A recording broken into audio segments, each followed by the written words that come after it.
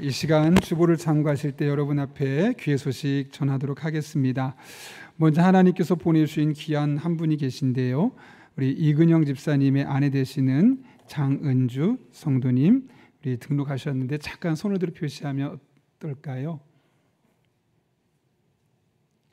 네, 맨 뒤에 계십니다. 네, 잘 오셨습니다. 감사합니다. 끝나고 찾아뵙도록 하겠습니다. 네. 계속해서 주부를 참고하실 때 여러분 앞에 소식 전합니다. 우리를 방문하신 모든 분들 주님의 이름으로 환영합니다. 등록을 원하시는 분 말씀하시면 저희가 친절하게 도와드리도록 하겠습니다. 특별히 오늘 오후에는 제자반 사역자반 졸업 예배가 있는데요. 단순히 그 분들만 참여하는 것이 아니라 제자는 도대체 어떤 삶을 살아야 할까? 사역자라는 사람은 어떤 삶을 살아야 할까? 그런 의미에서 우리가 기존에 했던 분들 또 관심 있는 분이 함께 참석하시면서 우리 하나님의 말씀을 통해서 같이 은혜를 나누려 합니다. 그렇게 참여하시면 되겠습니다. 3부 예배 후에 이 자리에서 우리 NCD 교회 건강진단 설문조사가 있습니다. 연락 받으신 분들은 꼭 참석해 주시기를 바랍니다. 다음 세대를 위한 울타리 기도 프로젝트가 다음 주에 설명회를 통해서 설명을 하고 이제 9월 달부터 진행하려고 하는데요. 모든 항중 직분자들 교육부 부장단은 3부 예배 후에 이 자리에서 만나도록 하겠습니다. 2024년 하반기 강영장학회 장학금 전달식이 어제 있었습니다.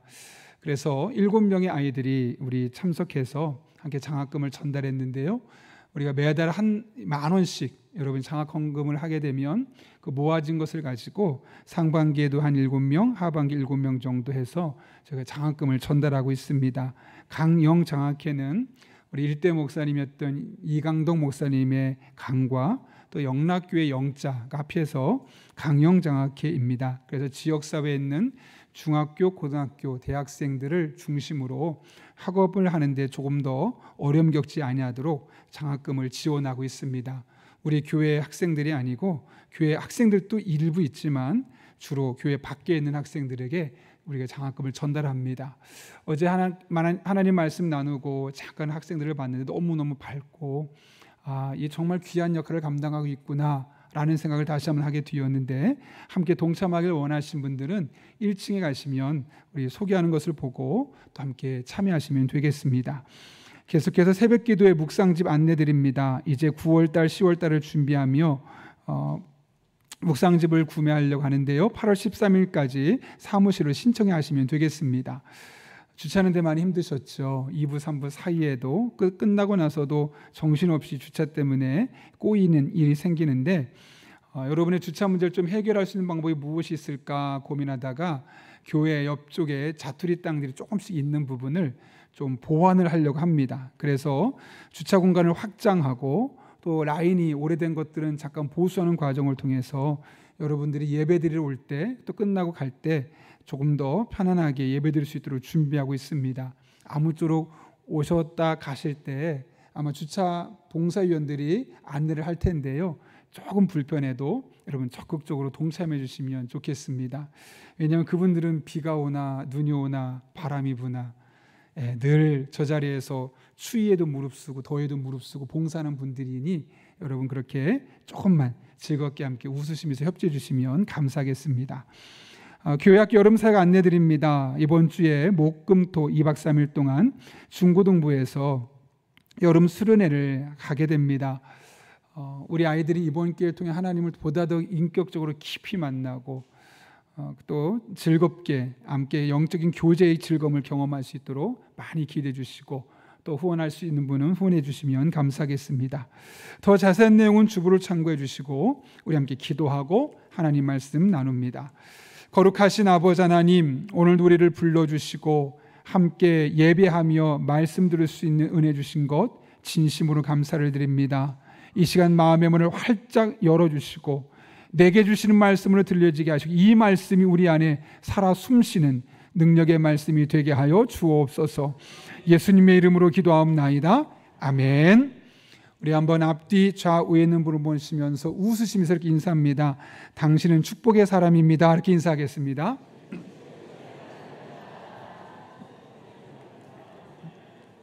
네.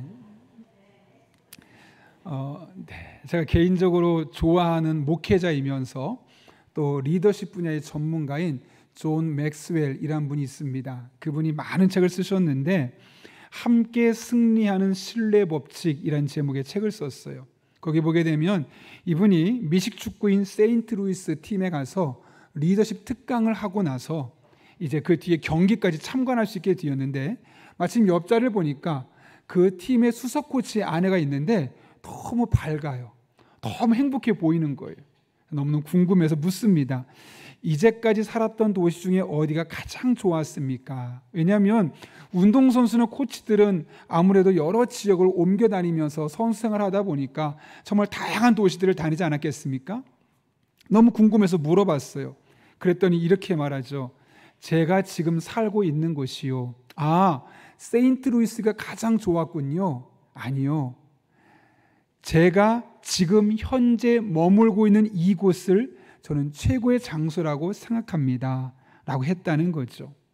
이게 무슨 말일까요, 여러분? 엄밀히 말하면 그녀가 살고 있는 곳은 최고의 장소는 아닐 수 있어요.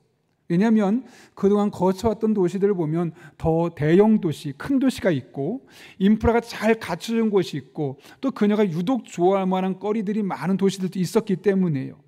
그러나 그녀의 마음속에 언제든 내가 지금 머물고 있는 이 도시가 최고의 장소야 라는 마음을 먹고 그런 마음으로 살아가다 보니 늘 지금 있는 곳이 가장 좋은 곳이라는 생각까지 하게 되었던 것이죠. 이처럼 우리가 우리들의 삶에 대해서 어떤 태도를 가지느냐에 따라서 우리의 생각이 달라지고 행동 양식이 달라지고 결국 인생도 달라지게 되어 있습니다. 결국 중요한 것은 나에게 어떤 환경이 주어졌느냐가 아니라 그 환경을 바라보는 태도에 달려 있다는 것이죠. 이를 일컬어 렌즈의 법칙이라고 합니다. 여러분, 오목 렌즈 쓰면 어떤 일이 생길까요? 돋보기를 쓰게 되면 글씨가 다 크게 보이죠. 그러나 반대로 이런 안경들을 쓰게 되면 글씨가 다 작게 보입니다. 똑같은 글씨인데 어떤 안경을 쓰고 보느냐에 따라서 어떤 렌즈를 보고 쓰고 보느냐에 따라서 크게 보일 수도 있고 작게 보일 수도 있는 거죠. 그러니까 렌즈에 따라서 결과가 달라진다는 겁니다. 이것은 우리 인생의 모든 영역에 동일하게 나타나죠. 예컨대 배우자도 마찬가지 아닐까요? 내 배우자는, 내 아내는, 내 남편은 최고의 남편이야, 최고의 아내야. 사실은 안 그렇지만 그런 마음을 먹고 늘 그렇게 생각한다고 해보십시오. 그럼 어떨까요? 최고의 남편, 최고의 아내니까 나도 모르게 그렇게 생각하게 되고 늘 만족스러운 거죠. 그래, 최고의 남편이 하는 행동은 최고의 행동, 좋은 행동이고 최고의 아내가 하는 행동 또한 나에게 최고의 만족스러운 행동이야. 그렇게 보게 되는 거 아니겠습니까? 근데 반대로 내 남편, 내 아내는 그냥 그래, 어쩔 수 없이 사는 거지 뭐. 이런 마음을 먹고 그런 렌즈로 내 아내가 하는 모든 행동을 보십시오. 다 못마땅합니다. 그런 눈을 갖고 그런 렌즈를 갖고 내 남편이 하는 행동을 보시면 아무리 노력해도 부족한 거 투성입니다. 왜요? 이미 그 렌즈로 그렇게 보게 되어 있기 때문이에요. 이것이 비단 배우자만 그렇겠습니까? 우리 직장도 마찬가지 아닐까요? 어떤 직장이 가장 좋은 직장입니까? 지금 내가 있는 직장이죠. 연봉을 많이 준다고 해서 좋은 직장이 아니고 내가 그곳에서 아는 사람이 많다고 해서 좋은 직장이 아니죠. 마찬가지로 교회도 마찬가지입니다. 신앙생활도 마찬가지입니다. 지금이 가장 좋다고 내가 생각하고 그 렌즈로 보기 시작하면 부족한 것도 좋게 보이는 것이고 잘하는 것은 더 잘하게 되어 있는 겁니다.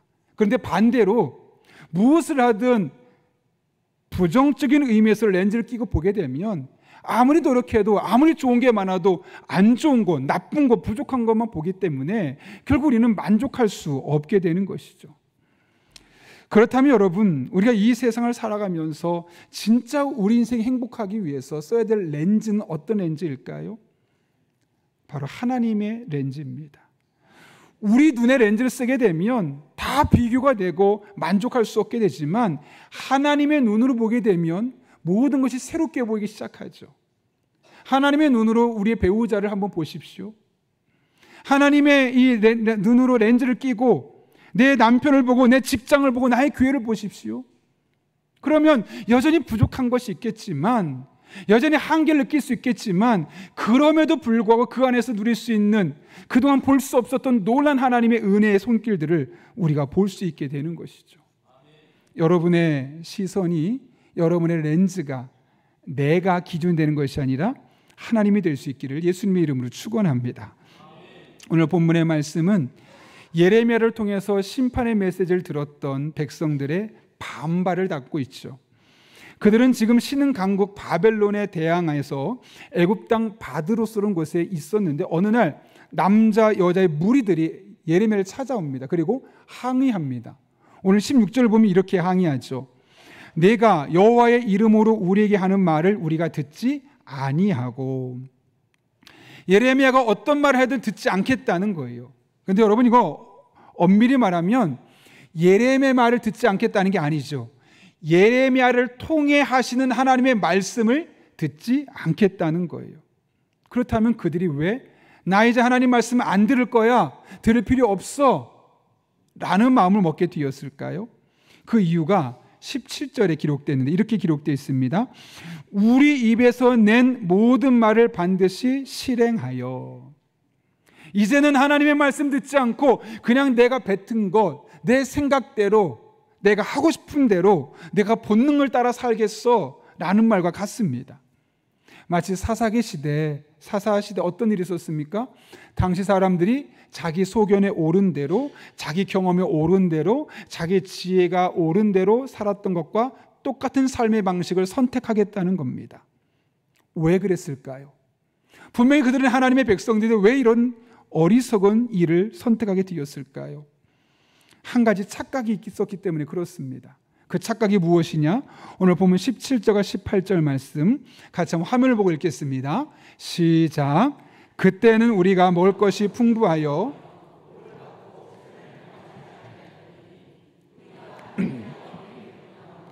그 앞에 전제 드리는 것을 패한 후부터는 모든 것이 궁핍하고 칼과 기근에 멸망을 당하였느니라. 아멘. 여기 보면 그때는 이라고 되어 있어요. 그때는 언제냐면 하나님만 섬기는 것이 아니라 우상 숭배도 했던 때, 이 세상의 가치관을 따르고 세상이 말하는 성공 법칙을 따라 살아갈 때는 어떤 일이 있었다고요? 꽤 살만했다는 거예요. 경제적으로 윤택했다는 거죠. 그런데 이것을 패한 후부터는, 이게 언제일까요? 오직 하나님만 의지하겠습니다.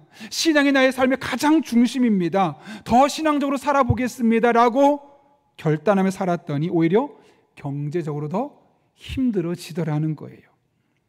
신앙적으로는 조금 더 나아질 수 있었겠지만, 조금 더 하나님을 갈망하고 예배하고 기도하는 삶은 내게 있었겠지만, 내가 경제적으로 더 어려워지니까 이제 신앙이 뭐고 다 필요 없어, 나는 돈이 더 중요해, 이제부터는 신앙보단 내가 하고 싶은 대로 조금 더 돈을 벌 수 있고 조금 더 편안한 삶을 보장해 주는 방법을 찾을 거야. 그러니 예레미야 당신이 하나님 말씀 아무리 해도 이제부터 그 말씀 듣지 않을래 라고 이야기하고 있는 겁니다. 신앙을 우선순위에 두고 하나님 중심으로 살아가는 것이 미련해 보이고 어리석어 보일 때가 있죠. 제가 며칠 전에 제 시골 고향교회 사모님께서 수술이 마치고 동백 쪽에 아들 집에 와 계시다고 해서 아내와 함께 정말 오랜만에 찾아뵀습니다. 저 어릴 적에 교회가 저의 놀이터였거든요. 그래서 그곳에 가서 축구도 하고 땅 따먹기도 하고 탁구도 치고, 그러다가 조금 배고프면 그 형님 따라서 사택으로 들어가면 사모님이 밥 해주고, 저에겐 그냥 그게 일상이었어요. 매일 거의 일주일에 4일, 5일 정도 교회가 있었거든요. 근데 그럴 때 참 사모님이 한 번도 싫은 내색하지 않으시고, 그래서 가끔은 교회에서 자기도 했는데 밥도 해주시고, 그랬던 어렸을 때 그 시골교회 추억이 저에게 남아 있습니다. 근데 생각해 보면 그 당시에 5인 가족, 그러니까 자녀만 5이었고 사모님과 목사님이 7명이 살았거든요. 근데 겨정적으로 사실 어려웠어요. 그럼에도 불구하고 묵묵히 5남매를 키우면서 아들들, 딸이 친구 데려오면 아무 누구도 거절하지 않고 다 받아들이고 밥 해주고 즐겁게 맞아했던 그 사모님의 모습. 은퇴하시고 목사님이 돌아가셨어요. 근데 사모님이 이제 홀로 되셨는데 가실 데가 없는 거예요. 집도 없고. 그래서 아들 집에 갔는데 혼자 살고 있는 아들, 50대인데 혼자 살고 있는 그 아들 집에서 이제 거주하시다가 두 군데가 안 좋아지셔서 수술하게 되셨다는 거죠. 저도 10년 넘게 지나서 오랜만에 찾아뵀는데 깜짝 놀랐어요. 왜냐하면 분명히 내가 알고 있던 사모님의 얼굴이 아닌 거예요. 살도 너무 빠졌고 기력도 약해 있고 거의 말을 못 하실 정도로 힘든 상황이었기 때문에 그렇죠. 병원을 나왔으면서 문득 이런 생각이 들었어요. 잠깐이지만 아니 하나님 앞에 이렇게 열심히 헌신하신 분이면 아들도 공부를 잘하게 해주시고 뭐 대기업은 아니더라도 연봉 많은 회사에 탁 합격하게 해주시고 그래서 그들도 편안한 일상을 살 뿐만 아니라 사모님 수술하고 노후를 살아가는데 아들들이 좀 도울 수 있도록 그렇게 해주시면 얼마나 좋을까. 문득 그런 마음이 생기는 거예요. 그런데 그분의 실상은 그렇지 않거든요. 아들들 대학도 몇 명은 가고 몇 명은 못 갔고 또 그러다 보니 직장도 우리가 말하는 일반적인 수준의 직장보다 조금 더 낮은 직장을 다니면서 월급이 많지 않고 그 중에 한 분은 목회자이면서 아동보호센터를 운영하고 있고 뭐 그런 가정의 모습 보면 야 굳이 열심히 신앙생활 필요가 있나? 예수님 잘 믿으면 믿을수록 더 힘들어지네? 이런 마음이 들지 않겠습니까? 그런데 지금 애굽에 있는 이스라엘 백성들이 그랬다는 거예요. 하나님 적당히 섬기고 세상이 말하는 방식으로 함께 살 때는 꽤 그래도 살만했어요. 경제적으로 좀 여유도 있고 사람들이 잘한다고 칭찬도 했는데 아니라고 나는 하나님밖에 없다고 신앙 중심으로 살겠다고 딱 하자마자 왠지 경제적으로 어려지고 원하는 대로 일이 풀려지지 않는 일들이 생기니까 더 이상 하나님 말씀 필요 없다는 거예요. 그냥 내가 하고 싶은 대로 본능적으로 재미있게 하루라도 살고 싶다고 이스라엘 백성들이 그렇게 하소연하고 있는 장면입니다. 이렇게 이스라엘 백성들은 매우 현실적인 문제 때문에 하나님을 외면했습니다. 그런데 그들의 문제에 대한 하나님의 진당한 처방이 무엇입니까? 오늘 본문 23절 말씀인데 같이 한번 읽어볼까요? 시작. 너희가 분향하여 여호와께 범죄하였으며 여호와의 목소리를 순종하지 아니하고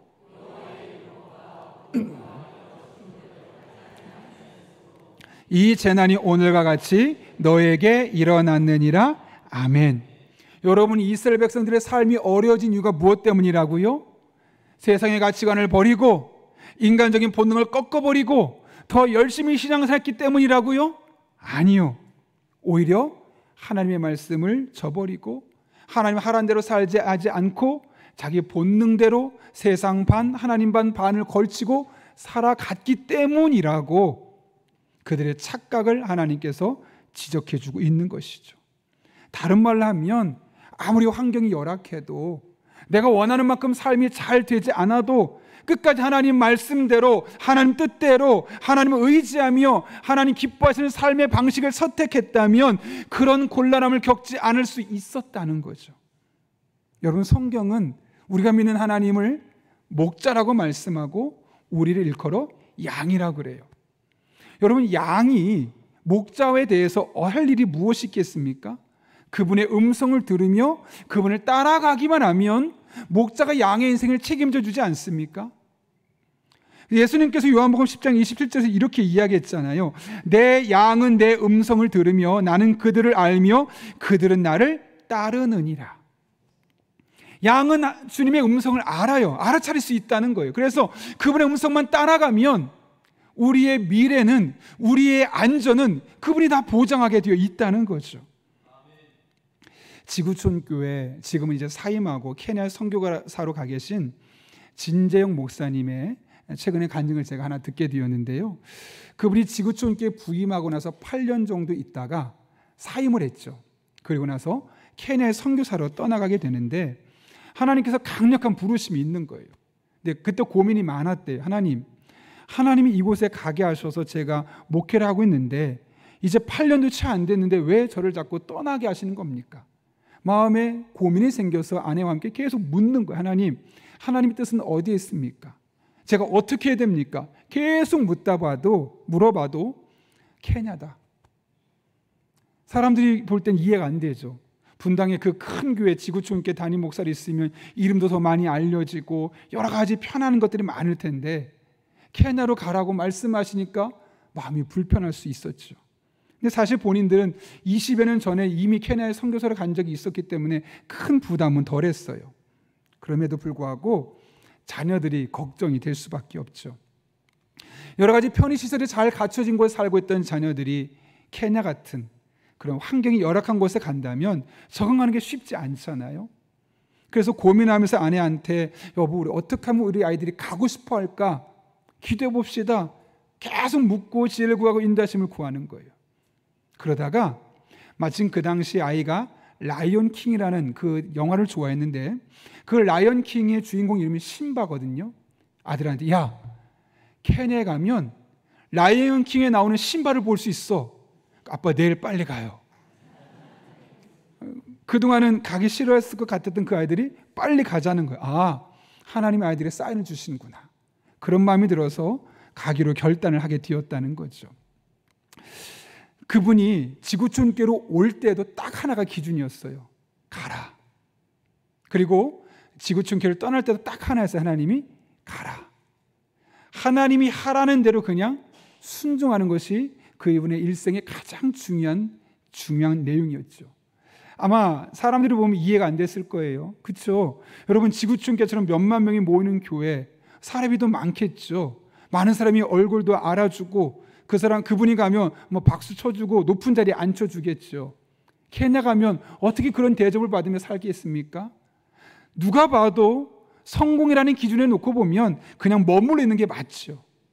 그러나 하나님이 하라는 대로 그 길을 따라가는 거예요. 결국 손해보는 것처럼 보여도 그 길을 따라가기를 결심합니다. 그렇게 걱정 반 기대 반 케냐를 갔는데 그분이 원래 가고자 했던 사역은 그 목회자들을 가르치는 사역을 하고 싶다라는 마음만 갖고 간 거예요.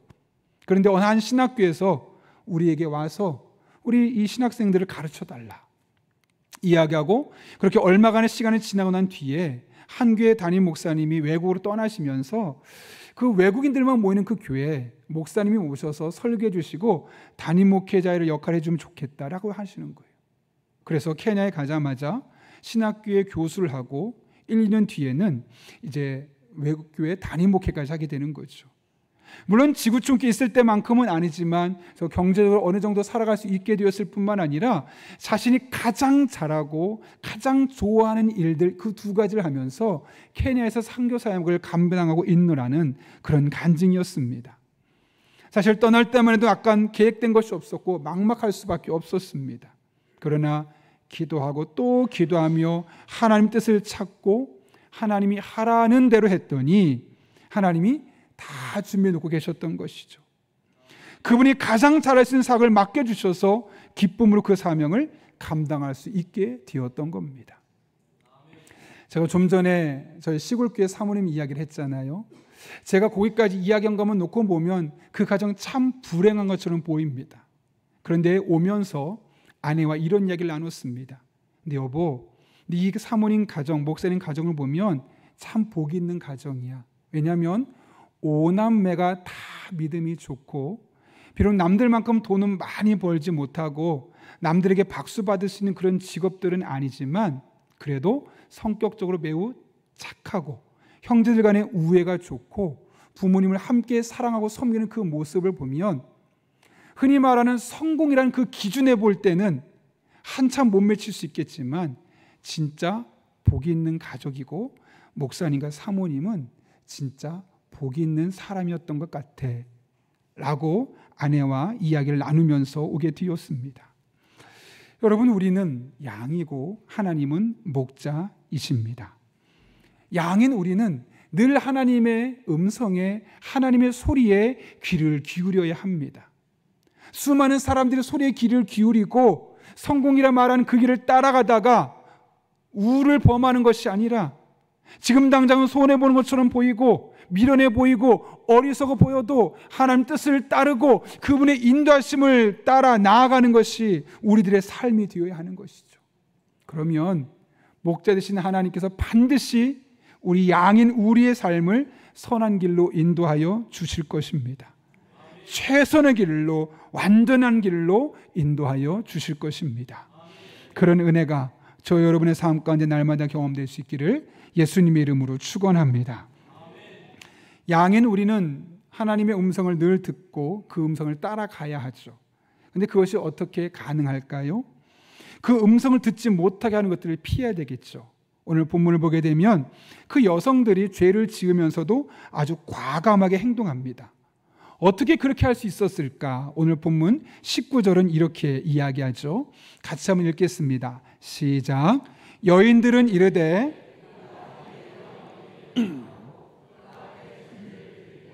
어찌 우리 남편의 허락이 없이 그의 형상과 같은 과자를 만들어 놓고 전제를 드렸느냐? 아멘. 이게 무슨 말일까요? 그들이 자기들의 의지만으로 된 것이 아니라 남편이 허락해 주었다는 거예요. 아내들이 잘못된 결정을 하고 있는데 그냥 해. 다 그런 거야. 괜찮아. 우리 큰 문제 없으면 돼. 허락해 주면서 그 여인들이 과감하게 우상 숭배하고 죄를 짓는 것에 빠져들게 되었다는 거죠. 근데 엄밀히 말하면 여러분, 그렇게 아내들이 잘못된 결정을 내릴 때 남편이 해야 할 일이 무엇일까요? 그건 잘못된 것이라고, 옳은 일이 아니라고 바른 길로 인도하고 지도해 주어야 되지 않을까요? 그런 의미에서 우리들의 삶 가운데 내가 잘못된 길을 갈 때, 문제가 있을 때 그것을 가르쳐주고 바른 길로 인도해주고 지도해줄 수 있는 누군가, 그 영적인 동료가 있다는 것은 얼마나 큰 복인지 모릅니다. 지금 파리 올림픽이 한창 진행 중에 있죠. 우리나라가 원래 올림픽 금메달 5개를 목표로 했는데 어제쯤이 8개인가 9개까지 땄다 그래요. 그러면은 아주 선전을 하고 있는 겁니다. 거의 2배 해당할 만큼. 제가 양궁 남자 결승전을 잠깐 5분짜리 짧은 영상으로 봤는데요. 그 영상 보고 깜짝 놀랐어요. 왜냐하면 여러분, 양궁은 고도의 집중력이 필요한 운동이잖아요. 그래서 우리나라 선수들이 어떻게 훈련하냐면 바람한 자그만 바람에도 화살이 흔들릴까 봐 일부러 바닷가 바람이 센 곳에서 활을 쏘는 연습을 하고, 또 우리나라가 아니라 우리 적대적인 사람들이 많은 그 상대팀 나라에 갔을 때 응원되는 소리가 너무 커서 시끄러울 가운데도 집중할 수 있도록 크게 스피커로 응원하는 소리를 틀어놓고 쏘는 연습을 한다고 하지 않겠습니까? 그만큼 이 양궁이라는 것이 고도의 집중력이 필요한 경기거든요. 그런데 제가 왜 놀랐냐면 첫 번째 선수가 활을 쏘고 나서 오면서 뒤에 있는 선수가 계속 뭐라고 중얼중얼 거리는 거예요. 그리고 나서 뒤로 갔는데 이제 다음 선수가 쏘려고 딱 준비하고 있는데 뒤에 대기하고 있던 두 사람이 계속 얘기하는 거예요. 뭐라고 또 계속. 도대체 왜 그랬을까? 제가 볼 때는 사실 이 두 사람 뒤에 있는 두 사람이 하는 모든 행동은 다 그 쏘는 사람의 집중력을 흩어뜨리는 행동이거든요. 오히려 점수에 만회가 될 것처럼 보이는데 왜 그런 행동을 하는 것일까? 알고 봤더니 뒤에 쏘는 사람을 도와주는 거예요. 앞에 쏘았더니 바람이 요래서 오른쪽으로 조금 가더라. 그러면 왼쪽으로 몇 도 쏴라. 이렇게 가면서 이야기를 해주는 거죠. 또 뒤에 있는 사람들이 이야기 처음에는 잘 안 들렸는데 계속 주의 깊게 들었더니 이렇게 합니다. 화이팅! 힘내! 힘내! 신경 쓰지 마! 신경 쓰지 마! 계속 그 사람들이 다른 곳에 신경 팔지 않도록, 또 첫 번째 쏜 곳에 괜히 마음이 졸여서 또 다른 실수하지 아니하도록 계속 응원하고 격려하는 일들을 그 뒤에서 서포팅을 하고 있는 것이죠. 계속 응원해 주는 모습 보면서 이게 바로 단체전의 묘미구나. 그러면서 마치 이 올림픽에서 이 단체전이 마치 교회 안에 소그룹 활동과 비슷하지 않나라는 생각까지 해보게 되었습니다. 여러분, 엄밀히 말해서 화살을 쏘는 사람은 개인입니다. 그러나 상대방의 실수를 줄여주기 위해서 자신의 경험을 나눠주고 더 잘할 수 있도록 격려해주고 위로해주는 그런 과정이 결국 교회 공동체 안에서, 교회 소그룹 안에서 우리가 누리는 경험들 아닙니까? 며칠 전에 제가 지난해 미국 교회 탐방하고 왔을 때 세들백 교회 갔었는데, 그 세들백 교회에서 한국 애들을 대상으로 목회하고 있는 케빈이라는 목사님이 계셔요. 그분이 보낸 영상을 제가 보게 되었는데, 릭 워렌 목사님이 이제 영상을 하면서 소그룹이 얼마나 중요한지를 모아놓은 설교들이에요. 근데 그 중간쯤 듣다 보면 본인의 인생의 소그룹이 왜 중요하게 되었고 왜 소그룹을 강조하게 되었는지를 이야기해요. 이 목사님의 아들이 몇 년 전에 세상을 떠났어요. 27살의 젊은 나이에 10년 동안 우울증을 앓다가 결국 세상을 떠나게 되었죠. 17살이 되던 때 아들이 갑자기 찾아서 막 울더래요. 아빠 너무 힘들어요. 우울증이 심해서 죽고 싶어요. 너무 힘들어요. 17살 그 청소년이 찾아와서 아버지에게 이야기할 때 목회자인 아버지가 아무것도 해줄 수 없었던 그 상황이 너무너무 힘들지 않았겠습니까? 그게 10년을 버티고 버텼는데 결국은 고생하다가 27살이라는 젊은 나이에 세상을 떠나게 된 것이죠. 그런 아들을 떠나보내고 말문이 막히더래요. 아무것도 할 수 없더라는 거죠. 저 같아도 그랬을 것 같아요. 그런데 릭 워렌 목사와 아내 사모가 그 역할을 잘 이겨낼 수 있었어요. 어떻게 그것이 가능했느냐? 소그룹 때문이었다 그래요. 평상시에 자기와 아내 그리고 또 다른 두 사람의 목회자 부부가 있어서 이 세 가정이 함께 자주 모였었다고 하더라고요. 평소에들 함께 모여서 고민을 이야기하고 서로를 위해 기도하곤 했는데 아들이 죽었다는 이야기를 듣자마자 그 두 가정에서 손살같이 달려온 거예요. 그리고 위로하고 격려하고 함께 시간을 보내주고 그렇게 한 달, 두 달 지내면서 자연스럽게 그 마음의 상처들, 그 마음의 아픔들을 잘 극복해낼 수 있었고 흔히 말하는 그 어둠의 터널을 넘어설 수 있었다는 거죠. 여러분 잘 아시는 것처럼 새들백교는 원래 소그룹을 강조하는 교회예요. 그런데 이 사건을 계기로 더욱더 소그룹을 강조하게 되었다는 거죠. 왜요? 본인이 이 소그룹으로 마음과 마음을 나누고 온전히 하나 될 때 형식적인 모임이 아니라 내 마음을 다해서 그곳에 함께 마음을 다해서 모이고 마음을 다해서 기도하고 마음을 다해서 서로를 격려하고 위로하는 이 모임을 하게 되었을 때 그 안에서 누렸던 그 영적인 은혜와 그 경험, 그 축복을 누리고 나니 성도들의 일상이 얼마나 힘들까. 난 그래도 목사라서 조금 더 기도할 수 있고 조금 더 말씀을 가까이 하는데 우리 성도들은 그렇게 못하는데 적어도 혼자 힘겹게 살다가 무너지지 않도록 어떻게든 소그룹을 자꾸 묶어주자. 소그룹을 잘 모일 수 있도록 해주자. 계속해서 그렇게 소그룹을 더욱더 강조하게 되었고 그러면서 다양한 성도들이 그 소그룹 안에서만 경험할 수 있는 놀라운 은혜들, 나 혼자 교회 다닐 때는 경험할 수 없었던 이런 은혜들을 그 안에 경험하기 시작하면서 점점점 교회도 성장하게 되었다는 것이죠. 비슷한 일을 최근에 제가 겪었어요. 지난 수요일 날 제가 독서 모임을 하고 있거든요. 새벽에 일찍 나가면 제가 7시 40분까지 수원까지 가야 되다 보니까 독서 모임에 일찍 나가는데 그 독서 모임 중에 한 목사님이 담임 목회를 하다가 교회를 사임을 했어요. 그러고 나서 몇 개월 뒤에 한 교회에서 우리 교회로 와달라 해서 그렇게 말이 잘 진행이 되었는데 갑자기 어려울 것 같다. 그리고 무산이 되어버린 거예요. 왜 어려운지 아무 설명 없이 죄송합니다라고 끝나버린 거죠. 너무너무 마음에 상처가 됐어요. 그리고 나서 또 한 차례 비슷한 일을 겪었어요. 그렇게 약 1년 8개월 동안 아무런 목회지가 없이 멍하게 지낼 수밖에 없는 거죠. 여러분 목회자에게 목회지가 없다는 것은 여러분이 일을 하다가 1년 8개월 동안 실직자가 되어서 아무 일도 하지 않는 것과 똑같은 거. 너무너무 힘든 시간을 보내는데 그 목사님이 그 시간을 잘 이겨낼 수 있었던 이유가 어디에 있느냐? 우리 모임 때문이었다는 거예요.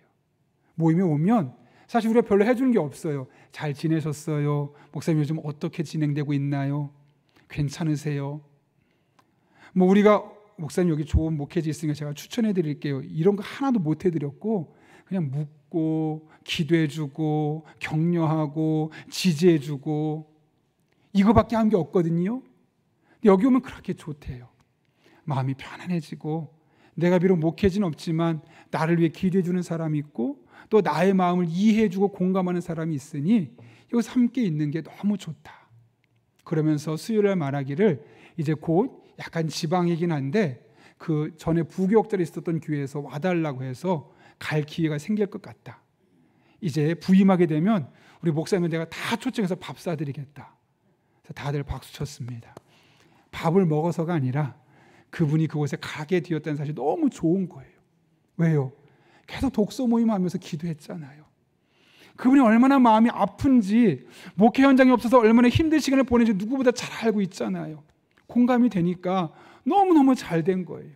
우리가 다 가겠노라고, 저 전라도 지방임에도 불구하고 시간 내서 가겠노라고 그랬던 시간이 며칠 전에 있었습니다. 여러분, 우리가 이 세상을 살아가면서 홀로 살아가는 것은 얼마나 힘들겠습니까? 그런데 그런 세상 속에서 누군가 나를 위해 기도해주고 위로해주고 마음을 나눌 사람이 있다는 것은 얼마나 큰 복인지 모릅니다. 배우자 말고요, 배우자를 넘어서는 동성, 함께 마음을 나눌 수 있는, 함께 은혜를 나눌 수 있는, 기도 제목을 나눌 수 있는 그런 누가 있다는 것은 잘 생각해 보면 수억의 가치를 넘어서는 거예요. 여러분, 돈이 아무리 많아도 나 혼자 외롭게 살다가 세상을 떠나버린다면 그것이 무슨 의미가 있겠습니까? 크게 성공하지 못했어도, 많은 돈이 없어도 내 마음을 헤아려주며 마음을 나누며 은혜를 나누며 함께 기도해 줄 수 있는 그런 영적인 동반자가 있다는 것은 진짜 큰 복이 아닐 수 없는 거죠. 예수님은 이 땅에 오셔서 제자들을 보며 직접 본인이 선택하셨잖아요. 근데 뭐라고 말씀하셨어요? 하나님께서 내게 주신 사람들이라고 했어요. 여러분, 오이코스 들어가고 봉사 자리에 들어가서 사람들 만남이 있죠. 내가 이 부서를 선택했고 내가 이 오이코스를 선택했다고 생각하죠. 그렇지 않아요. 하나님께서 뜻이 있어서 여러분들에게 주신 사람들이에요. 나는 그 일을 다 알 수 없지만 서로 간에 상호 간에 유익하라고, 서로 은혜를 나누라고, 서로 마음을 나누고 서로 위로가 되어주라고 하나님께서 내게 주신 사람들이에요. 그들과 마음을 나누십시오. 소그룹 안에 깊숙이 들어가십시오. 그리고 서로 기도 제목을 나누고 서로 공감하고 하나님 은혜 안에 푹 잠기십시오. 하나님 반드시 하나님께서 여러분에게 주신 사람들을 통해 떠올란 은혜가 예비되어 있는 것을 경험하게 될 것입니다. 이런 은혜가 저 여러분의 삶 가운데 날마다 경험될 수 있기를 예수님의 이름으로 축원합니다. 함께 기도하겠습니다.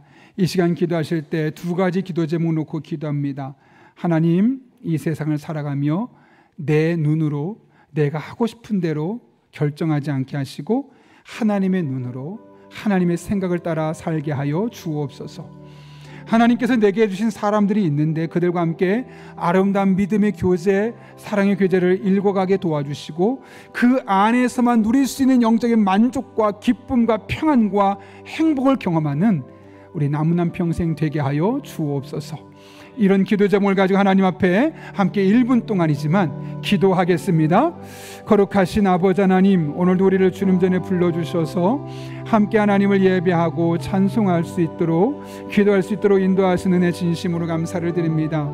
하나님을 바라보며 의지하며 온전한 믿음의 길을 걸어가는 우리 성도 한 사람 한 사람, 내가 원하는 것, 내가 바라는 것, 내 눈으로 세상을 바라보지 않게 하시고 하나님의 눈으로, 하나님의 생각으로 세상을 바라볼 때 우리가 그동안 보지 못했던 것들을 볼 수 있게 하시고 그 안에 놀란 하나님의 은혜가 예비됐음을 발견하는 주의 종들 되게 하여 주옵소서. 하나님 아버지, 이 험한 세상 외롭지 아니하도록 내게 사람들을, 믿음의 사람들을 주신 것 진심으로 감사를 드립니다.